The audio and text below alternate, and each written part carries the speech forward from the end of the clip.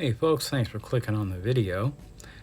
Right here, I'm sawing off a little piece of a branch from a sycamore tree, throwing it on the carving desk here, and I'm taking out the middle with a Bosch 12-volt quarter-inch die grinder. Now I'm going to turn up the speed a little. Basically what this is, it defines the stem of the mushroom. And jump cut coming in a second, because this took a while. There we are.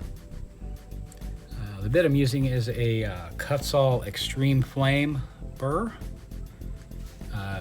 Just works really well. When you use that sort of thing, you wear a glove, as I am in the video.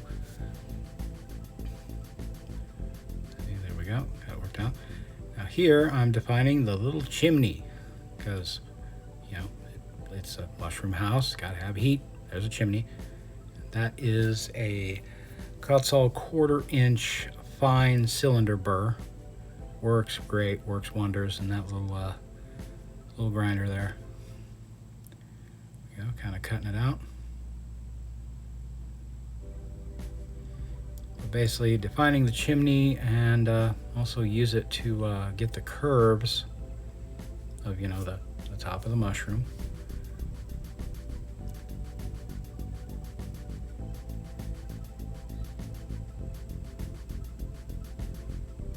Taking off some of the bark there. Yeah, you can see it works really well. I've got dust collection, but it still sprays all over the place.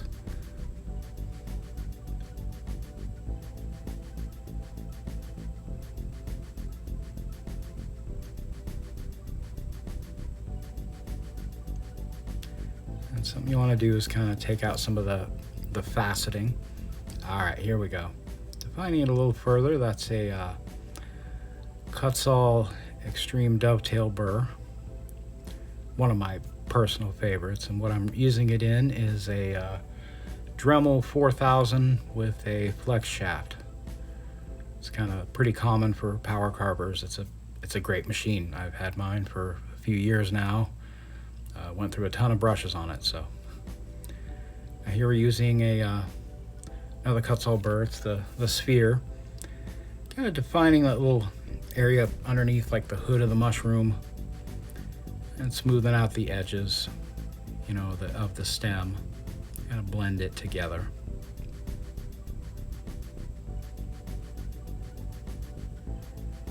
There I'm using the Kutzall Fine Dovetail, a little further definition on that chimney. Pretty tricky spot. We'll say I'm sorry for all the jump cuts, folks, but I had to compress 3 hours of video down. All right, here I'm using I'll just call it a pointy burr. I don't remember what it's called. It's one of the, it comes with those cheap, like, Chinese bits, They work good. Defined around the chimney. I'm defining around the base of the mushroom. There, I'm making a little better line with that burr.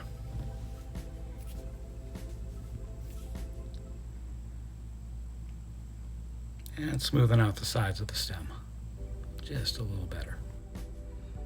Here I'm using a flap wheel, 80 grit, just to kind of, I'll smooth it out. I found if you do a bit of sanding before you go into the real detailed stuff, it works a lot better. And then taking off the bark around the base, yeah, I whipped out the good old carving knife. It works good. I know it looks dangerous, but I'm just choosing to maintain good control over the knife. It's the main bit. Don't force it when you're using an actual carving blade. It's just safer that way. Now this is an abrasive buff. It's basically like a Scotch-Brite pad spinning at high RPMs. Works wonders for cleaning off like that layer of stuff in between the bark and the wood. And that's what I'm taking care of here. Now this might be a little weird. Using the Starbond Thin. Basically it soaks right into the wood grain. The idea is to make this a little bit stronger. This is from a tree branch, so there's the core, that's the pith. Oh, that's where cracks will start. and this is to kind of prevent that. I think at the top there was a weird like occlusion in there in addition to the pith, but hopefully the super glue kind of just knocks it out. You know, well, doesn't knock it out, but makes it stronger. And a little accelerator there. Okay, now I'm drawing out the door of the mushroom house for the little gnome or whatever lives in it can get in there. And a little tiny window up top.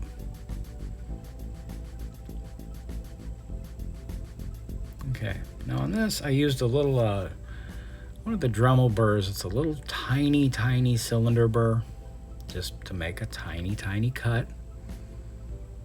You know, we're not going hog wild here, just kind of defining what we want, you know, or what I want. Maybe what you want if you decide to try to make this, but just defining what we got here. Just draw it lightly, that way we're not wasting the wood we want to keep. Now here I got a little bit bigger burr to kind of mill it out, you know, cutting with the spinning end instead of the side. Kind of works like a router bit or something like that, except you control it.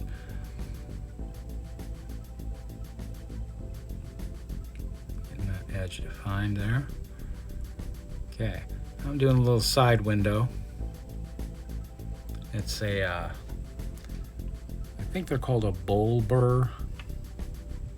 As I get better at doing the YouTube thing, I'll put in links and all that, but if you do a little bit of searching on Amazon, you can find it. Now that one there is a Manpa eyeball cutter. They're okay. They work good. They do the job to make a little,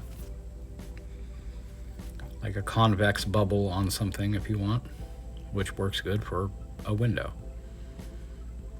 I'm using another cylindrical burr to define a framework around that window.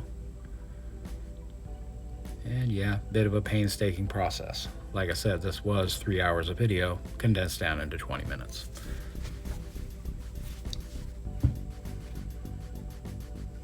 And I'm using the edge of the burr to kind of clean it up, make it look a little less like I cut it out with a Dremel. So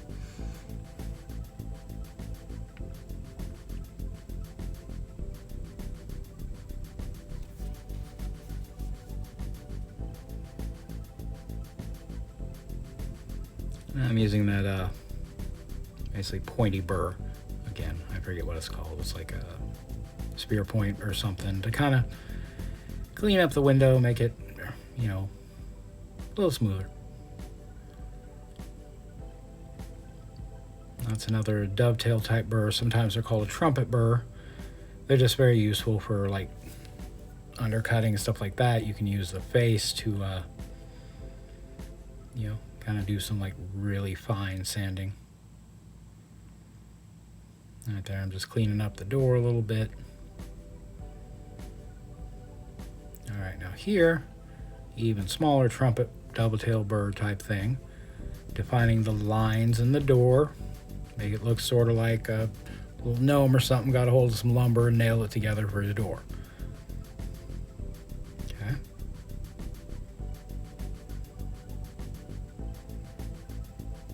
Here I'm using it to further define the chimney, at least the edge around that. Here I've got a T-style burr. It's basically just a disc on the end of the shaft. It's great for cutting lines. What I'm doing there is defining the stones or bricks or whatever that will be used to make a chimney. The gnomish masonry, if you will. So.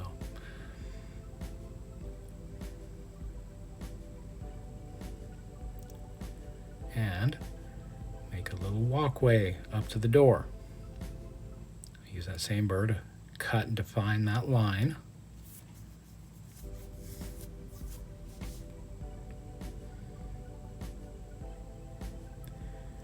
And a little sphere burr, that's a Dremel one, just to make the hole in the chimney.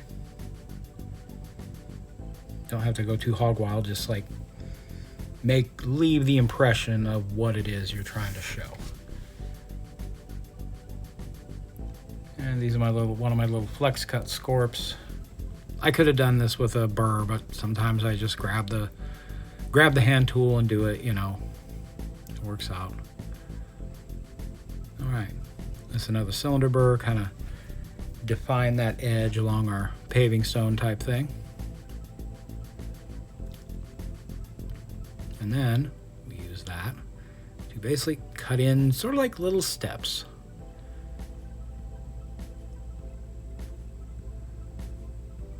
Just draw a line across basically with your burr.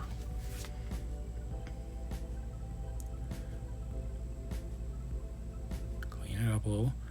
Now we're putting in the door handle. It's a little tiny cup burr. You can probably get an idea of how small that is from the picture. Now here I got the Dremel dovetail burr, and I'm putting in basically a bunch of just random lines. Okay, you crisscross them, you go in different directions over each layer. What this is to define grass, like it's a mushroom house on a field of grass, on a tree branch, you know, piece of a tree branch thing. You want to vary your movements. And I got the T-burr to draw some further lines, just to basically give it a texture. Now that's important. That'll pop up later when we get to painting. All right, looks like I'm defining the base a little further as well. And sanding drum to take off the little rough edges on it. I sell a lot of these at craft fairs, and usually it's kids that buy them, which is fine, you know. You don't want them hurting themselves. Now this is a nylon abrasive wheel or nylon abrasive brush. This one's 220 grit. This is great for the little detailed parts of the carvings. It smooths stuff out, gets rid of the fuzzies, but it doesn't ruin your detail. It doesn't sand that away. That one's 220 grit, works great. All right, now I forgot to put the gills in at the bottom of the mushroom, so doing that now. Good old T-bit. Trick is just go around it, you know, draw a line, move it a little bit, draw a line. It doesn't have to be perfect. This is definitely not fine woodworking. Once again, that abrasive, like Scotch-Brite pad type. I think they're abrasive buff is what they're called. They're pretty cheap. Now here I'm burning my initials into the bottom with my pyrography pen. Probably not a good idea over the super glue, so keep that in mind. Don't do what I did. But I'm still alive, apparently, so it shouldn't be that bad. And those are my initials, AR, so, you know, not doing weird stuff. I just stylize it. Now here's the fun part. Putting in a hole that is big enough for a toothpick. This is important. And scrap piece of 1x4. There we go. Now we're going for shellac, wax-free shellac. This is essentially a primer and sealer coat to protect the wood, seal it up, and also gives a nice surface upon which we can put paint. Now you put that on, more, and you let that dry for a while. Now we get to the paint. The fun part with this, I'm painting the stem white, of course. That's pretty common, pretty standard. The way I do it is every color that a part is going to be, I actually have two shades of paint, a dark and a light. You put the dark down first and make sure it goes into all the little crevices and nooks and crannies, so it's a nice dark color. I'll come up in a minute because we're going to do a thing called dry brushing to bring out all the details that were carved in.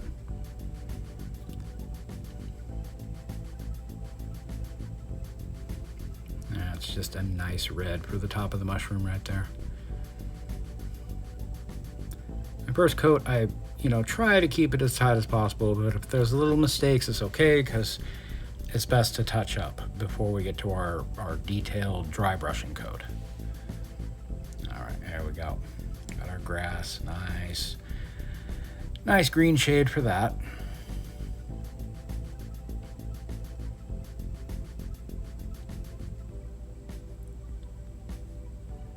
Yeah, the fewer mistakes you make on the base coat, the quicker it goes later on. Over the windows, I just do a black. I know there's ways to use like blues or like orange, red, amber type colors to make better looking windows. I'll learn that eventually, but people seem to like it okay with the black, so I'm going with that. Here we get the little black in the chimney for the soot.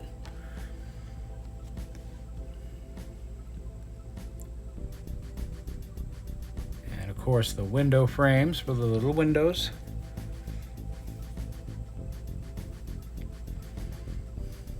That is a super tiny brush. That's for like wargaming miniatures, but it works great for this type of application too.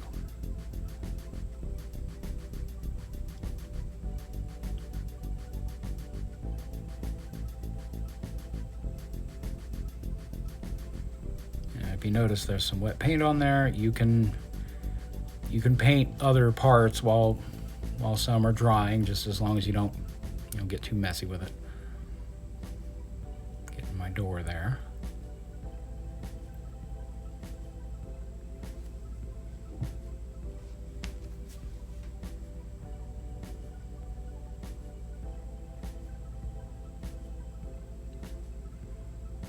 All right, and then the little touch-up coat, fix all the little mistakes and paint runs and spots where paint got put on the wrong color ended up on it or whatever. And sometimes just put a thicker coat on. Yeah, a lot of trouble with the little doors and stuff, but it can all be fixed because, well, it's paint.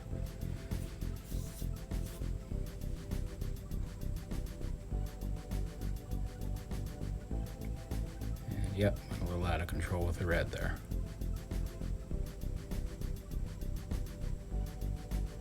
And yeah, thicken it up on a large area like the top of the mushroom. Make sure it's a nice red color.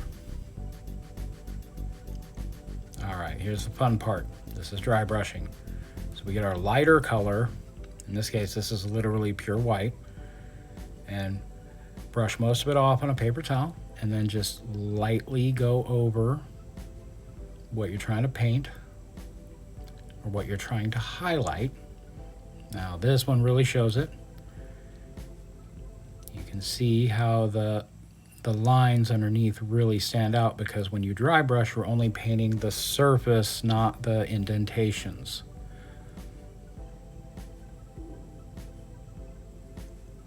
And the steps, it shows up pretty good there.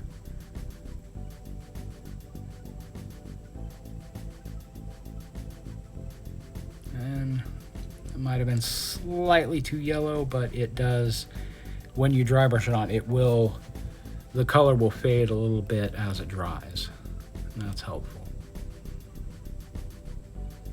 But really what you're doing is just highlighting, the light's gonna hit the higher areas before it hits the lower, so it just kind of makes the whole thing pop a little bit better.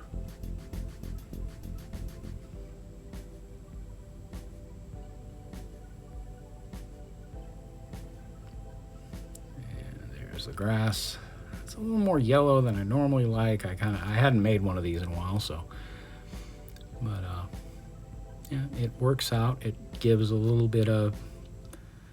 diffusion, makes it look a little more real, but it brings out all that texture.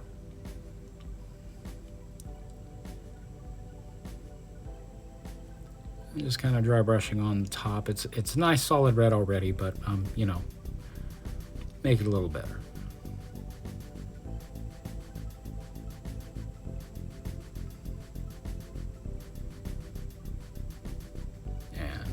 The doorknob with the tiniest brush that I have.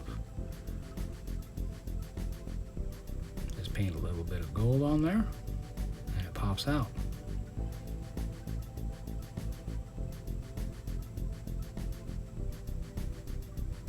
Now the spots.